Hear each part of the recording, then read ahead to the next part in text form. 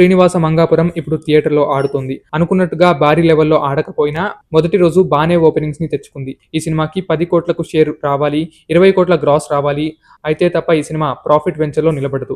అటువంటి ఈ సినిమా మొదటి రోజు 2.5 కోట్ల గ్రాస్ ని వసూలు చేసింది. ఈ సినిమాలో జయకృష్ణ ఘట్టంనేని, రాశా తోటని హీరో హీరోయిన్లుగా నటిస్తున్నారు. అజయ్ భూపతి దర్శకత్వంలో ఈ సినిమా మంచి హైప్ నే పొందింది. హీరో హీరోయిన్ల ప్రమోషన్స్ కూడా జనాలను బాగా ఆకట్టుకున్నాయి. మరి సినిమా ఏ లెవెల్లో ఆకట్టుకుంది అని అంటే మరీ గొప్ప టాక్ లేకపోయినా సరే చూసే విధంగా ఉందంటూ చాలా మంది తెలిపారు. అటువంటి ఈ సినిమా మొదటి రోజు మంచి కలెక్షన్స్ నే పొందింది. అయినప్పటికీ కూడా బ్రేక్ ఈవెన్ టార్గెట్ తో చూస్తే ఇది చాలా కష్టమైన పనిగా, సినిమా ఆడుతుందా లేదా అని చెప్పరాని రీతిలో ఉంది. మొత్తం మీద డెబ్యూట్ సినిమాకి ఇది మంచి కలెక్షన్ అనే చెప్పవచ్చు. కానీ దానికి టార్గెట్ కాస్త హైలో ఉండడం వల్ల ప్రాఫిట్ వెంచర్ గా మాత్రం నిలబడడానికి అవకాశం లేదు. అందులోనూ ఒక కమర్షియల్ సినిమా, రొటీన్ సినిమా అవడం వల్ల డెబ్యూటెంట్ తో అనుకున్న రేంజ్ లో ఆకట్టుకోవడం కష్టమైందనే చెప్పాలి. డెబ్యూట్ సినిమాతోనే ఫైట్లు, యాక్షన్లు, సాంగ్లు ఇటువంటిదంతా చాలా నార్మల్ గా గొప్ప విషయంగా కనబడదు. కాబట్టి వారి యొక్క టాలెంట్ ఏంటి, వారి విశ్వరూపం ఏంటి అనేది మొదట వాళ్ళ నటనతో, వాళ్ళ కాన్సెప్ట్ సెలెక్షన్ తోనే తెలపాలి. అటువంటిది మొదటి సినిమాతో ఈ సెలెక్షన్ అనేది అంత భారీ లెవెల్లో ఆకట్టుకున్నట్టుగా అయితే చెప్పలేం. కాబట్టి ఘట్టంనేని జయకృష్ణ ముందు ముందు ఎలాంటి సినిమాలు తీస్తారు,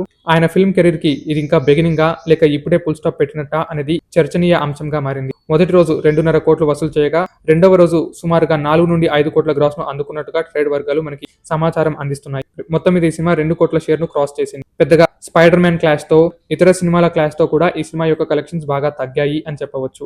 లేకపోతే ఈ సినిమా మరికొంత ఆకట్టుకునేది, మరికొన్ని కలెక్షన్స్ ని రాబట్టేది. హీరో హీరోయిన్ల ప్రమోషన్ల ఎఫర్ట్స్ చూస్తుంటే దాని వల్లే ఈ సినిమాకి ఇంత కలెక్షన్స్ వచ్చాయి అని అనిపిస్తుంది. కానీ ఇప్పుడు అది స్పైడర్ మ్యాన్ క్లాష్ వల్ల చాలా ఇబ్బందిగా మారింది. అయినప్పటికీ కూడా ఈ సినిమా లాంగ్ రన్ లో ఎంతవరకు నిలుచుకుంటుంది అనేది ఒక ఆసక్తికరమైన విషయం. నిజంగా ప్రశంసనీయం కూడా. మరెన్నో అప్డేట్స్ తో కలుద్దాం. చూస్తూనే ఉండండి.